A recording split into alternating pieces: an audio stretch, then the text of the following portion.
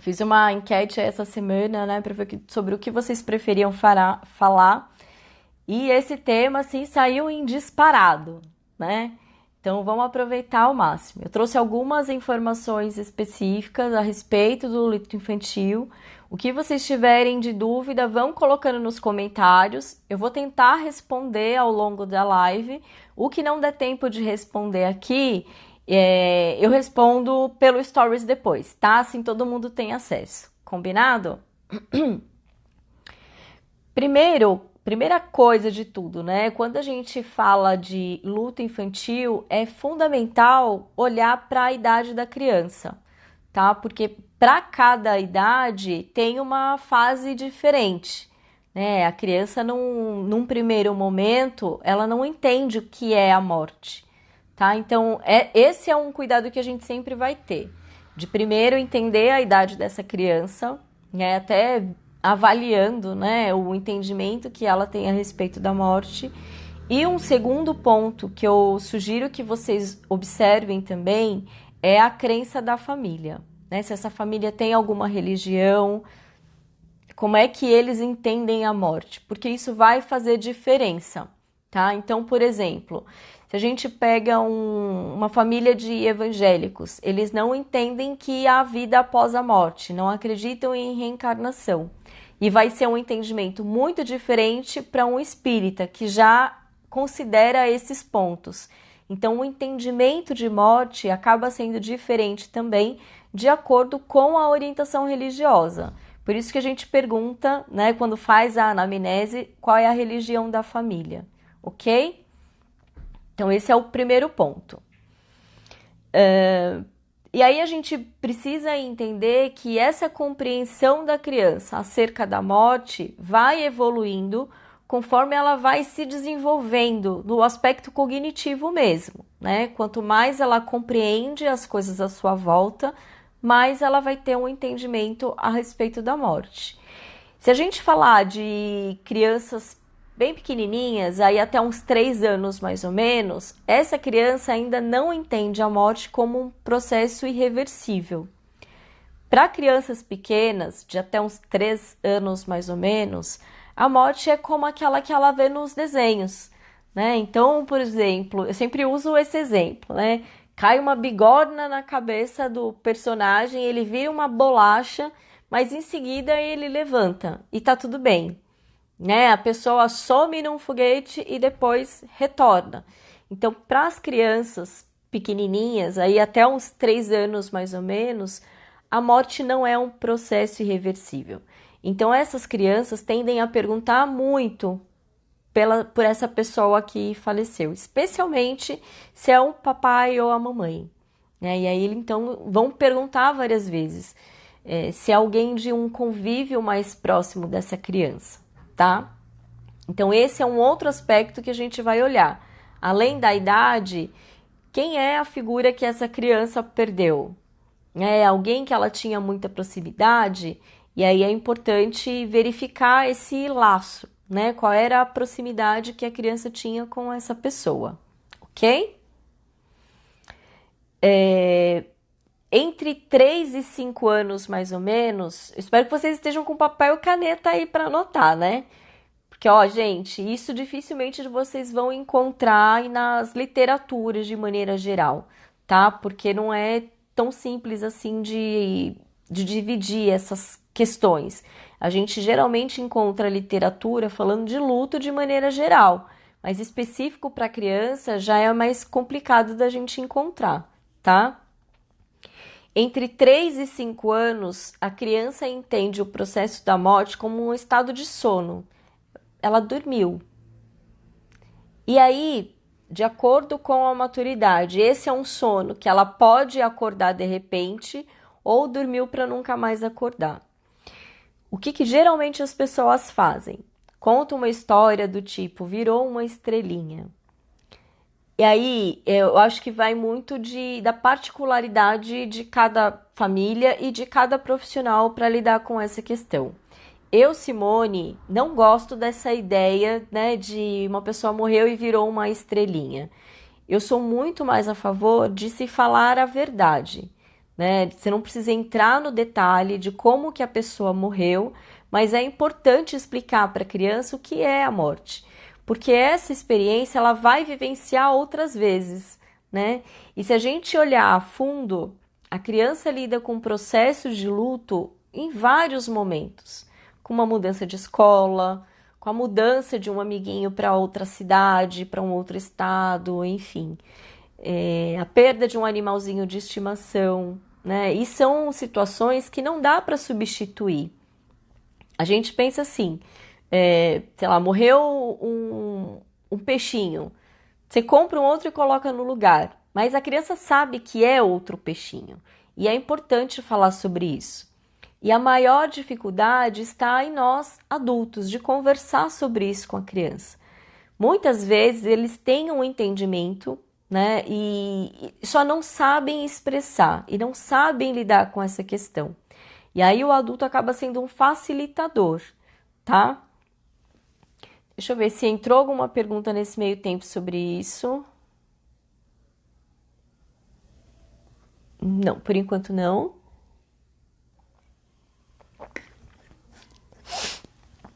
E aí, além nessa fase, né, falando aí dos 3 aos 5 anos, em que a criança entende esse processo da morte como um estado de sono, é uma fase em que elas ainda têm um pensamento mágico, né? Elas acreditam que aquilo que elas pensam, que elas desejam, pode acontecer. E algumas situações, eu já acompanhei casos com essa descrição que eu vou passar para vocês agora. Em algumas situações, a criança chateou com alguém, né? Tava brigada e falou algo e depois soube que a pessoa morreu. E ela vai se sentir extremamente culpada, porque ela acredita que a força do pensamento dela é capaz de matar alguém. Então, percebam que isso é algo comum nessa idade. Por isso que é importante a gente entender como que a criança, né, entende a morte nas diferentes fases da vida dela. Tem situações que às vezes a criança é menorzinha e por ter vivenciado uma situação de morte precoce na família, ela vai precisar lidar com aquilo mais rapidamente.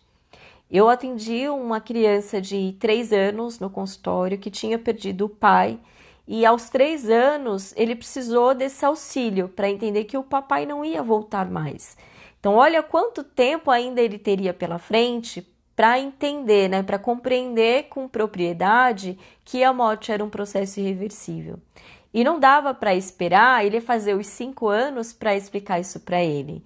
Então, tem situações que a criança vai precisar lidar com essa situação de uma maneira mais precoce, né? E aí é importante a gente ter esse cuidado, né, de como orientar, de como acolher.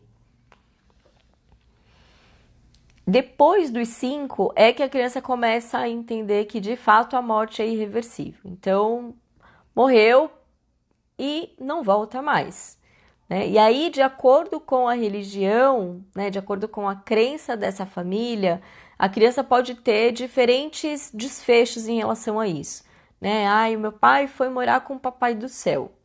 Então, algum dia eu vou encontrar com ele. Ou ele foi morar com o papai do céu, mas se eu conseguir uma escada bem grande, bem alta, eu posso subir até lá e visitar o meu papai. Percebe que quando você trabalha com uma criança, é importante explorar como ele entende esse período, né? E ir ajudando ele a compreender de uma forma mais realista. E não significa romper as crenças. Não vai dizer para ele, olha, não existe isso. Se você pegar uma escada, não tem como você chegar no Papai do Céu. Não é assim que a gente trabalha, tá? Precisa de muita delicadeza para ir explicando isso para a criança. Fala, mas você acha que precisaria ser uma escada de que tamanho? Aqui onde a gente mora, existe alguma escada tão grande assim que a gente chega lá no céu? E aos pouquinhos ele vai percebendo isso melhor, tá? Então a gente vai provocando uma reflexão. O ideal, né, o esperado realmente é que entre 10 e 11 anos é que a criança tenha uma totalidade da compreensão do esquema de morte como nós temos, né? A gente não nasce sabendo disso, né? Que uma pessoa morre, é enterrada e depois não volta. E aí, como é que a gente lida com essa situação? Para a criança, isso é bem diferente. Então, ele começa a ter uma consciência bem mais clara por volta dos 10 anos. Porque aos 10 anos, ele já entende melhor a relação entre as pessoas, né? E já se socializa de outra maneira. O cérebro mesmo já desenvolveu áreas que na primeira infância não eram constituídas. E por esse motivo é que por volta dos 10 anos ele tem uma compreensão diferente. E aí se torna mais fácil. Mas veja, é sempre olhar para a particularidade de cada família, né? Porque embora essa criança tenha uma compreensão, ele pode ter uma aceitação muito diferente. A gente vê isso mesmo em adultos, né? Que perde um ente querido e demora muito tempo para aceitar isso. Se é que em algum momento aceita, né? Então a gente precisa ter esse cuidado. É importante entender as fases do luto, mas é importante saber que essas fases alternam, tá? Eu imagino que vocês devem ter tido acesso na faculdade sobre os processos de luto, né? Algo que a gente estuda bastante, né? As fases, a negação, enfim. Eu não vou entrar nesse detalhe aqui, porque nem é o tema da live, mas é importante você saber que existem essas fases, mas que elas não funcionam como uma escada. Passou essa primeira fase, vai para a segunda e vai para a terceira. Não. O enlutado, ele oscila entre esses níveis, né? Ele vai de um ponto a outro. Em datas comemorativas, por exemplo, aniversários, Natal, né? A pessoa sente mais essa perda. E é natural, isso faz parte do processo. Por isso que a gente sempre olha para o vínculo que se tinha com essa figura que se perdeu, tá? E é fundamental que a gente possa escutar essa criança. E essa orientação deve ser repassada aos pais, porque as pessoas têm muita dificuldade de falar sobre a morte, né? Especialmente com as crianças. Mas não dá para fugir disso. Se a gente fala da morte, em contraponto a gente está falando da vida. E a gente só sente muito a falta de alguém que se foi porque a gente conviveu com ela em algum momento, né? Então tem essa lembrança muito viva de quando a pessoa estava aqui em vida. Por isso é importante ouvir essas lembranças, as dificuldades, o que a criança mais está sentindo falta. É importante ouvir e deixar a criança falar sobre isso. O que eu vejo acontecer muitas vezes com as crianças é que os adultos tentam distraí-la. Então, por exemplo, falou do um tio que era muito querido e que morreu. A criança começa a falar do tio, dá o tablet para ela, vamos distrair. Chama para uma brincadeira, vem cá, vamos comer um sorvete, vamos tomar um sorvete. E o caminho não é esse, essa criança também precisa falar, tá? Então é importante a gente orientar os pais a terem essa conversa, né? E não precisa dar muitas informações, dê apenas as informações que a criança te pede. Então, cadê o papai? Ou cadê o tio? Para onde ele foi? Por que ele foi embora? Ele não vai voltar? Responda apenas o que a criança estiver perguntando. E na dúvida, faça uma pergunta em cima disso, né? Para onde você acha que ele foi? Por que você acha que isso aconteceu? Até para entender, né? Se a criança está se sentindo culpada por alguma coisa e você ter a oportunidade de dizer, né, que ela não foi culpada disso, ok? E aí a gente vai falar dos sentimentos que forem, né, desabrochando ao longo desse processo. A tristeza, o medo, a saudade. Medo é algo que aparece bastante entre os pequenos, porque quando alguém muito querido morre, eles ficam com medo de que outras pessoas próximas morram também, especialmente os pais. E aí eles tendem a ficar mais agarrados, né? Tendem a dar uma regredida, inclusive, e às vezes volta a fazer xixi na cama, pede mamadeira, enfim. A gente precisa fazer essa leitura, porque ele está pedindo uma atenção diferenciada. E entre dar a atenção, cabe a escuta, e falar algumas coisas também. E em alguns momentos, tanto vocês, né, quanto os pais desse pequeno pode não ter respostas. E é normal dizer para a criança, eu não sei, vamos tentar descobrir junto? É uma excelente maneira de dar continuidade às questões mais complicadas, porque a gente não tem que saber de tudo, e esses pais também não. E algumas vezes eles não dão conta de ter essa conversa. E é exatamente por não ter condições de ter essa conversa que muitas vezes o psicólogo é cogitado, né? Eles levam a criança ao psicólogo para que o psicólogo possa explicar o que aconteceu, porque ele não está conseguindo. Então, é dar ouvidos tanto à criança quanto a essa família que está pedindo essa ajuda, tá? Eu vou responder aqui algumas perguntas, porque o Valber está perguntando se, além do diálogo aberto, indica algum recurso lúdico. Depende da idade, tá? Vamos pensar que assim, a criança por si só, quando ela entra no consultório, ela já escolhe um brinquedo, uma brincadeira, e ela vai colocando nesse brincar todos os sentimentos que ela está sentindo. Então, pode acontecer muito uma brincadeira de esconde-esconde. Geralmente, as crianças enlutadas brincam muito com essa questão do esconde-esconde, que é a procura por quem partiu, que é a procura por respostas, né? Então, a gente vai entendendo esse contexto. Quanto mais livre você deixar para a criança criar, melhor, porque aí ela vai buscar o recurso que ela de fato tem necessidade. Para crianças maiores, a gente pode usar outros recursos. No consultório, eu gosto muito de montar uma caixa de memórias, especialmente quando a gente está falando de uma pessoa muito próxima, né? Vamos pensar, por exemplo, a perda de um pai ou de uma mãe.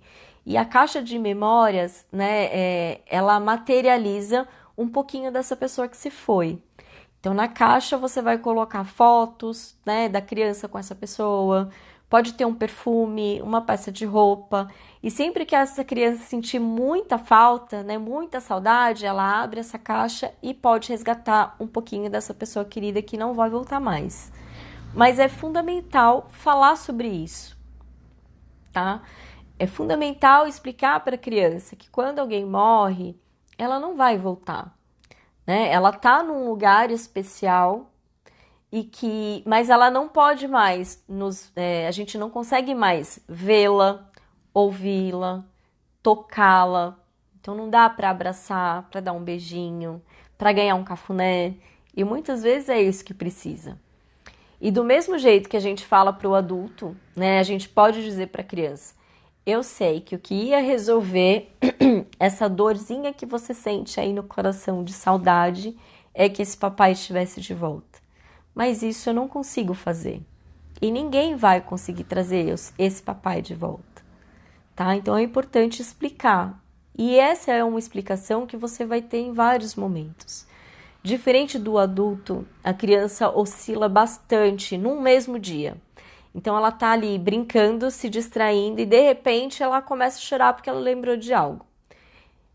E aí brigou com alguém e aí começa a chorar e fala: eu tô com saudade do meu papai, por exemplo, né? É muito comum, porque é a maneira que a criança tem de lidar com essa situação, né? E que bom que o nosso organismo, né, a nossa mente é muito inteligente nesse sentido.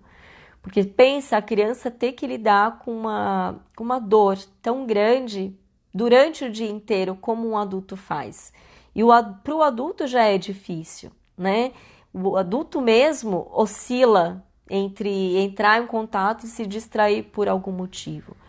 Mas para a criança, né, esse mental acaba funcionando como um protetor, né, que permite que a criança brinque como se nada tivesse acontecido, mas que de tempos em tempos ela vai se dar conta e ela vai perguntar por essa pessoa e vai precisar ouvir a mesma explicação mais de uma vez.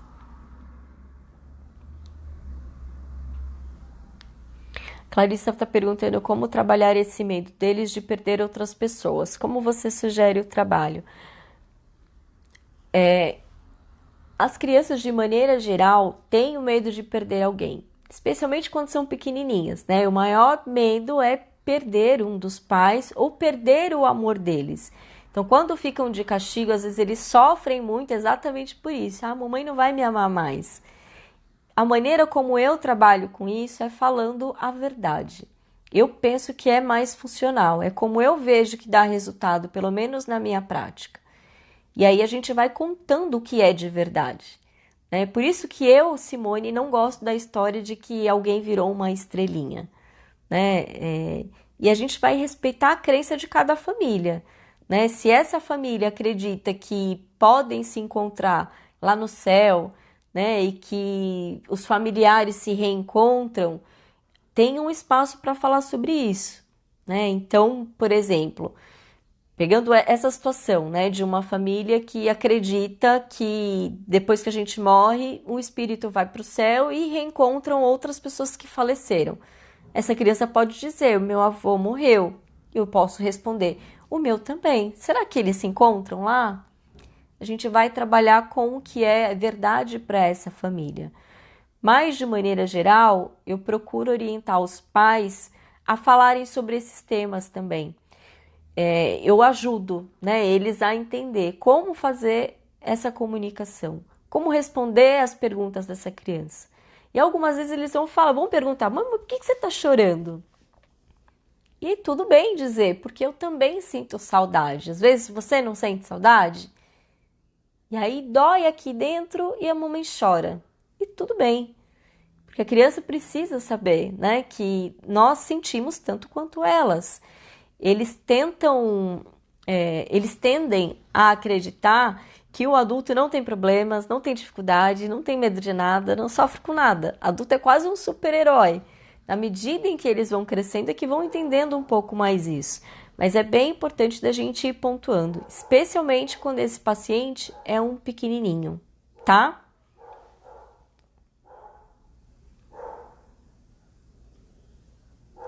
Tá fazendo sentido para vocês?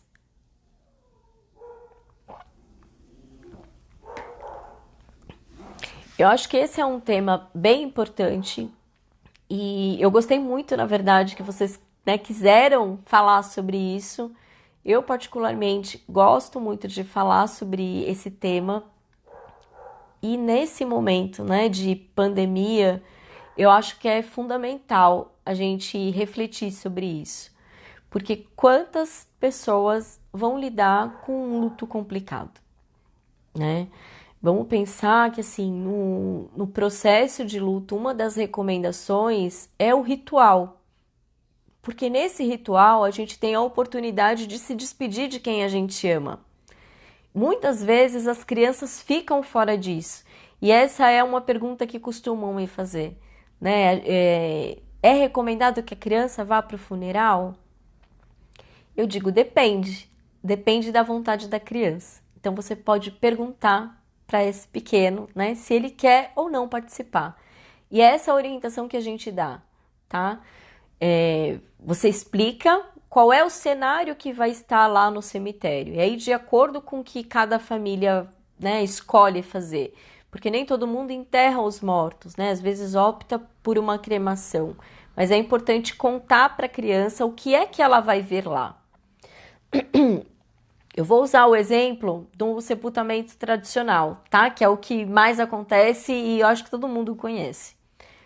Geralmente se leva para um período de velório, então a pessoa está deitada num caixão e a gente explica para a criança que a pessoa vai estar deitada numa caixa grande de madeira, mas ela não vai ouvir a gente, não pode falar nada, ela não vai se mexer, vai parecer que está dormindo.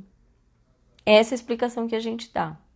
As pessoas que estarão lá, algumas podem estar chorando porque elas estão muito tristes também. E ainda assim, se a criança quiser ir, você pode fazer um combinado com ela até antes de chegar no local. Tá, então a mamãe vai levar você e se em algum momento você quiser ir embora, você me pede e a gente te tira de lá. Isso é bem importante, porque às vezes a criança ouvindo não tem a real noção do que vai ver. E chegando lá, ela não quer mais. E tudo bem, é importante que tenha alguém para levá-la para um outro lugar, tá? Mas é bem importante que a criança também tenha a oportunidade de escolher se ela quer se despedir ou não. E aí, voltando para essa situação da pandemia, né? Nós temos tido inúmeros casos, né, de morte. Eu não sei se vocês que estão acompanhando aqui ao vivo teve algum caso próximo, mas que de maneira geral, se a gente ainda não teve essa proximidade, a gente vai ter, nem que seja através de um paciente, né, que perdeu alguém e não pode ter esse ritual de despedida. E esse ritual de despedida é super importante para um processo de luto mais saudável. Quando a pessoa não tem a oportunidade de se despedir, a probabilidade disso virar um luto complicado é muito grande. Então é para isso que a gente vai se preparando nesse momento, tá? Outro dia eu já recomendei, né, que vocês estudassem um pouco a respeito do luto para se prepararem para o que está por vir. E aí eu sugiro fortemente que vocês estudem sobre os lutos complicados, porque a grande probabilidade de vocês terem demandas como essa no consultório é imensa, tá? A Gabi dizendo exatamente, essa pandemia está existindo muito luto e vários tipos de luto. Exato. O pessoal dizendo que está gostando. Que bom, gente. Fico super feliz que vocês estejam gostando. Foi preparado com muito carinho aí para vocês. E aí a gente pode pensar que aí a gente está falando do luto infantil, né? Na criança, o luto é diferente do adulto. Primeiro, no aspecto da compreensão, né? E aí, então a gente vai considerar a idade da criança, qual é a compreensão que ela tem da morte nessa idade, até para não exigir, né, mais entendimento do que ela pode fornecer. E a partir disso, né, é ir construindo essa história. Ela pode introduzir o assunto e depois não querer falar sobre isso, e tudo bem. A ideia é não forçar mesmo.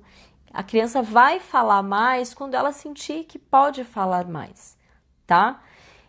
E aos pouquinhos ela vai lidando melhor com essa situação.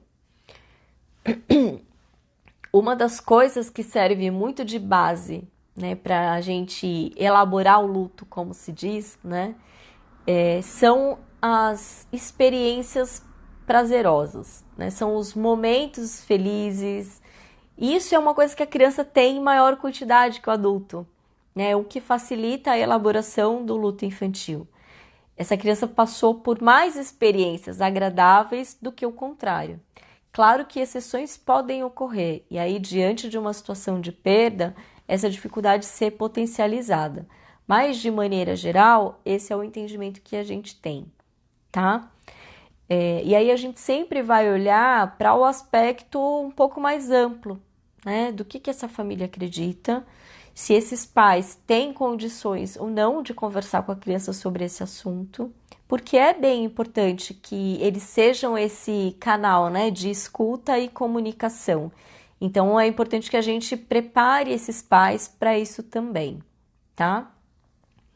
E independente do tipo de perda, né? A gente fala aí comumente falamos de luto no caso de morte, mas não é só isso, né? Vamos pensar que todo mundo hoje está lidando com um processo de luto aí, né? Porque ninguém se preparou para esse isolamento social. Fomos todos pegos de surpresa. De uma hora para outra, a gente não pôde mais ir ao nosso consultório, não pôde mais ir aos encontros com os amigos, não podemos fazer uma série de coisas. E as crianças também não. Então, eles estão lidando com essa perda também, né? De um espaço que eles estão acostumados a estar todo dia, amigos que eles estão em contato o tempo todo, né? E eles sentem falta disso também.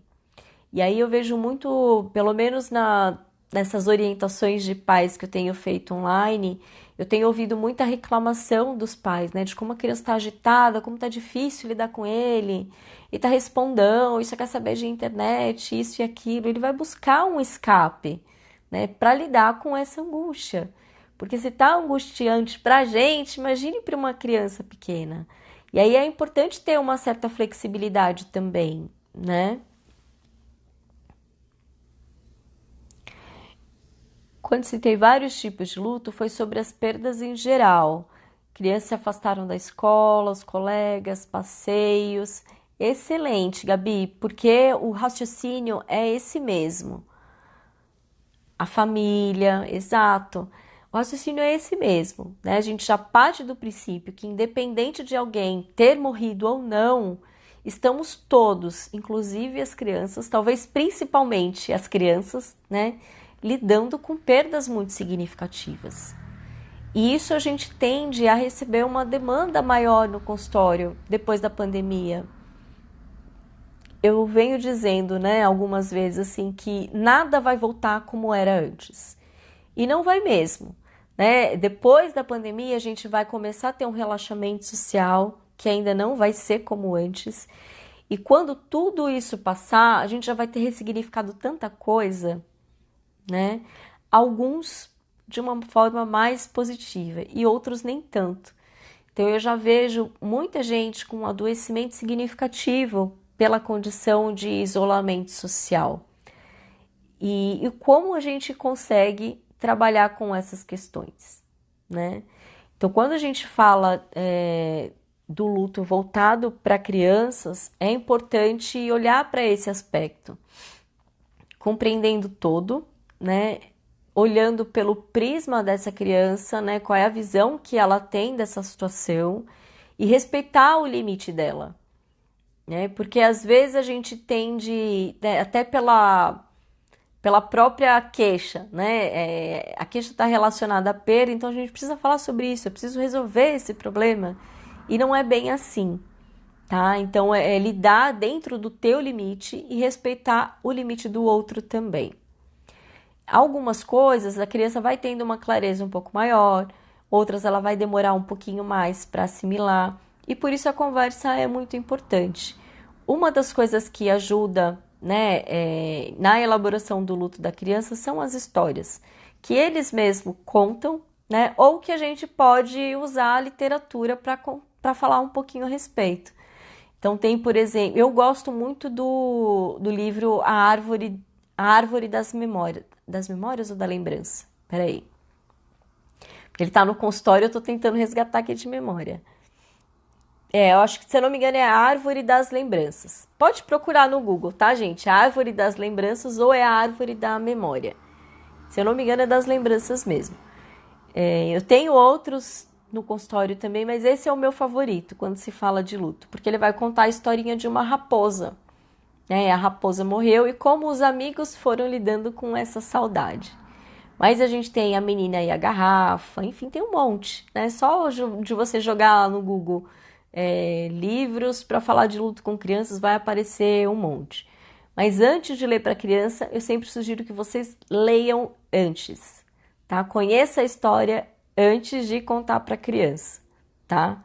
E é interessante ter mais de um livro sobre esse tema, porque às vezes a criança não vai processar com aquele, ela vai precisar de uma história diferente. Os próprios desenhos, né? A gente pode pedir para fazer um desenho da família quando a perda é de algum familiar, e aí observa se a criança inclui ou não esse ente querido no desenho. E você pode perguntar, mas por que seu papai não está aqui? E ele vai falar sobre isso, tá? Um outro livro que aí eu recomendo para vocês, eu vou tirar foto depois e coloco no Stories, tá? Que é o Luto de Criança. Acho que vocês conseguem ver, né? Árvore das Lembranças. Isso, Gabi. A Mila também. Então vocês já conhecem. Esse livro é maravilhoso, né? Eu sou apaixonada por esse livro. Ele é mais difícil de achar porque era uma edição que estava esgotada. Eu procurei um tempão. Eu tenho o meu há algum tempo, né? Mas eu tive muita dificuldade para encontrar o meu. E esse luto de criança é para vocês estudarem a respeito, tá? Então eu sugiro que pesquisem, né? Tentem achar esse livro, porque aqui ele traz uma série de informações de como a gente vai entendendo, de como a criança vai lidando com esse processo de morte, como a sociedade mesmo entende isso. E não se esqueça de que a gente sempre vai ter que correlacionar com a história dessa família, né? Como é que essa família lida com perdas? Vamos pensar que se é difícil para os pais lidarem com perdas de maneira geral, a probabilidade dessa criança ter maior dificuldade é imensa, né? E uma perda serve de base para outras. Então, se passa por uma, por exemplo, mudança de casa com mais tranquilidade, já é um indício positivo. Então, coisas que a gente vai questionando na anamnese, né, nas consultas iniciais, já nos dão uma base bem significativa. Como é que essa criança passou pelas fases de mudança, né, de mudança de escola, mudança de casa, mudança na alimentação mesmo. Se essa criança passa bem por mudanças, a probabilidade dela passar bem por um processo de luto é maior. Agora, quando esses processos, né, já demonstraram maior resistência, aí já acende um sinal de alerta para que a gente tenha uma atenção redobrada, né, até para cuidar um pouco melhor, ok? A Ana dizendo que querendo adquirir logo. Eu super recomendo, Ana, e você vai amar. E não é só uma história para crianças, embora seja um livro infantil, né, acaba sendo um recurso para muito adulto entender melhor sobre isso e conseguir falar com as crianças sobre a morte. Tá bom?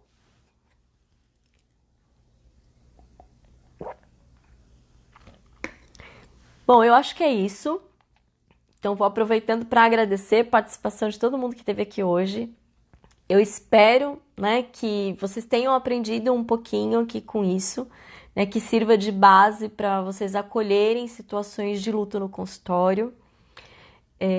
Mas não se fixem apenas nessa informação que eu passei, tá? É importante vocês estudarem um pouco mais a respeito do luto, até para terem segurança de acolher essa demanda.